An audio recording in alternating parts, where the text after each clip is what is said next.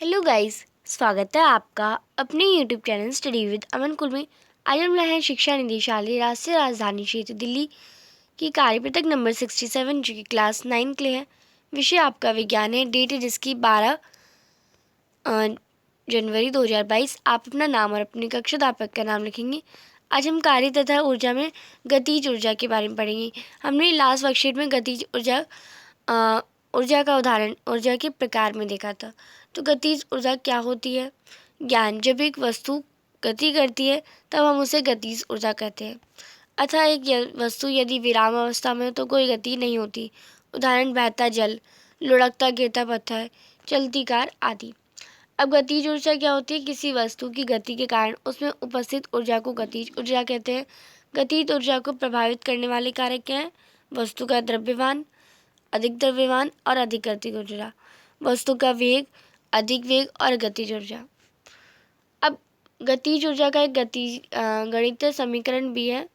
माना कि एक वस्तु जिसका द्रव्यमान m है, यानी इसका फॉर्मूला निकालने के लिए, और वह u वेग से गति करती है, तो ये बल F पर उस कार्य करके a त्वरण से उसके वेग को v से और s दूरी का विस्थापन कर देता है। अतः हमारा कार्य क्या हो जाएगा? W=F×S। गति के दूसरे नियम से F=ma, तो हम कह सकते हैं F=F। जो हमारी F की वैल्यू होती है ma है, तो हमने F=ma×S लिख दिया। और गति का तीसरा समीकरण क्या है? v का स्क्वायर माइनस u का स्क्वायर इज 2as। तो S=v का स्क्वायर माइनस 2 का स्क्वायर अपॉन में 2as। तो हम s की जगह पूरी वैल्यू भी लिख सकते हैं। तो ये हमारा क्या हो जाएगा? और आपको पता है a की वैल्यू भी सेम यही रहती है। तो a यहाँ पे हमारा ये a था एंड यहाँ पे हमारा 2a था, तो a से जो हमारा कट गया और यहाँ पे 1 बचा और यहाँ पे ये 2, तो 1/½ m इस गल और v का स्क्वायर माइनस u का स्क्वायर बचा। तो यदि वस्तु आरंभ में विराम अवस्था में तो u हमारा 0 है और w हमारा ½ mv का स्क्वायर है। किया कार्य ऊर्जा और गतिज ऊर्जा E के यानी काइनेटिक एनर्जी हमारी ½ mv का स्क्वायर होगी। यदि वस्तु विराम अवस्था में है तो u हमारा 0 अथवा विराम अवस्था में एक वस्तु की गतिज ऊर्जा भी 0 होती है। अब उदाहरण आपको दे रखा है। एक वस्तु जिसका द्रव्यमान 10 किलो है, वो 4 मीटर प्रति सेकंड के वेग से चल रही है। इसकी गतिज ऊर्जा ज्ञात कीजिए जो गति करते समय है। तो वस्तु का द्रव्यमान 10 kg है, वेग 4 मीटर प्रति सेकंड है। गतिज ऊर्जा यानी काइनेटिक एनर्जी आपको निकालनी है। तो ½ mv का स्क्वायर, तो हाफ और m कितना है? 10 है, v हमारा 4 है और उसका स्क्वायर, तो इसे कर लेंगे। ये बनाएगा 2 1 2 और ये 2 5 10 और 5 और ये 4 का स्क्वायर कितना होता है? 16 को 4 5 से मल्टीप्लाई करेंगे 18 और इसकी यूनिट क्या होती है? जूल। नेक्स्ट उदाहरण देखेंगे। एक कार की गति को 30 किलोमीटर प्रति घंटे से 60 किलोमीटर प्रति घंटे तक ले जाने के लिए आवश्यक बल ज्ञात कीजिए। यदि उस कार का द्रव्यमान 1500 किलो है। तो कार का द्रव्यमान 1500 किलो दे रखा है और जो हमारी इनिशियल वेलोसिटी है वो 30 किलोमीटर प्रति घंटा दे रखी है, यानी 30 × 5.18 मीटर पर सेकेंड, यानी 25/3 मीटर पर सेकेंड। और final velocity 60 kilometre per hour, यानी 60 × 5/18, तो यह हो जाएगा 50/3 मीटर पर सेकेंड -1। तो किया गया कार्य गतिज ऊर्जा में परिवर्तन = अंतिम ऊर्जा और गतिज ऊर्जा माइनस प्रारंभिक गति ऊर्जा। तो इसका फॉर्मूला लगाएंगे। W=½ 1500 लगाएंगे, फिर 50/3 का स्क्वायर माइनस में 25/3 का स्क्वायर। तो इसे सॉल्व करेंगे तो हमारा ये जो है 1,56,250 जूल हमारा आंसर आ जाएगा। अब इसी पर पेस्ट क्वेश्चन है। गतिज ऊर्जा को परिभाषित कीजिए और इसका सूत्र भी लिखिए।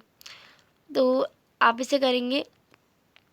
किसी वस्तु की गतिज ऊर्जा को उसकी गति के आधार पर किसी वस्तु के पास मौजूद ऊर्जा के रूप में परिभाषित किया जाता है। इसका सूत्र है 1/2 mv का स्क्वायर।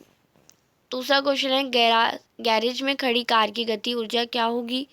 तो एक गैरेज में खड़ी कार की गतिज ऊर्जा 0 होगी क्योंकि ये आराम स्थिति में है। किसी वस्तु की गतिज ऊर्जा किन कारकों पर निर्भर करती है? तो इस प्रकार किसी पिंड या वस्तु की गतिज ऊर्जा उसके वेग और द्रव्यमान पर निर्भर करती है। चौथा क्वेश्चन है 4.5 मीटर पर सेकंड के वेग से गतिमान m द्रव्यमान की किसी वस्तु की गतिज ऊर्जा 25 जी है। तो इसका वेग दुगना कर दी जाए तो उसकी गतिज ऊर्जा क्या होगी? तो वेग अगर हम दुगना कर दें, तो यदि किसी वस्तु का वेग दुगना कर दिया जाए तो उसकी गतिज ऊर्जा उसके मूल मान की 4 गुना हो जाती है, क्योंकि ये वर्ग के समानुपाती होती है। अतः गतिज ऊर्जा हमारी 25 गुणा 4 यानी 100 जूल होगी। नेक्स्ट आपको क्वेश्चन दे रखा है, एक बल 20 किलोग्राम द्रव्यमान की वस्तु के वेग को 5 मीटर प्रति सेकंड से 2 मीटर प्रति सेकंड कर देता है। बल द्वारा किए गए कार्य ज्ञात कीजिए। तो आप यहाँ से लिखेंगे, दिया गया है कि वस्तु का द्रव्यमान m यानी 20 किलोग्राम है, वस्तु का प्रारंभिक वेग 5 मीटर प्रति सेकंड है, वस्तु का अंतिम वेग 2 मीटर प्रति सेकंड है। तो वस्तु की प्रारंभिक गतिज ऊर्जा कितनी होगी? 1/2 यू स्क्वायर इक्वल में 1/2 20 kg इंटू 5 मीटर प्रति सेकंड। तो 250 किलोग्राम मीटर का स्क्वायर और सेकंड का स्क्वायर यानी 250 जूल। वस्तु की अंतिम गतिज ऊर्जा क्या होगी? हाफ मीटर प्रति second, half into 20 kg into, तो ये 40 जूल हो जाएगी। अतः बल द्वारा किया गया कार्य गतिज ऊर्जा में परिवर्तन बराबर होगा, यानी काइनेटिक एनर्जी 1 और काइनेटिक एनर्जी 2। 40 जूल में से 250 जूल घटाएंगे तो माइनस का 210 जूल। यहाँ ऋणात्मक चिन्ह इस बात का द्योतक है कि बल के ऋणात्मक कार्य हुआ है। तो ये आप कर लेंगे। आज की जो आपकी वर्कशीट है वो कंप्लीट होती है। आई होप आपको अच्छे से वर्कशीट समझ आ गई होगी। चैनल को अभी तक सब्सक्राइब नहीं किया तो प्लीज़ मेरे चैनल को सब्सक्राइब ज़रूर करें, ज़्यादा से ज़्यादा दोस्तों के साथ शेयर करें। Thanks for watching, bye bye guys.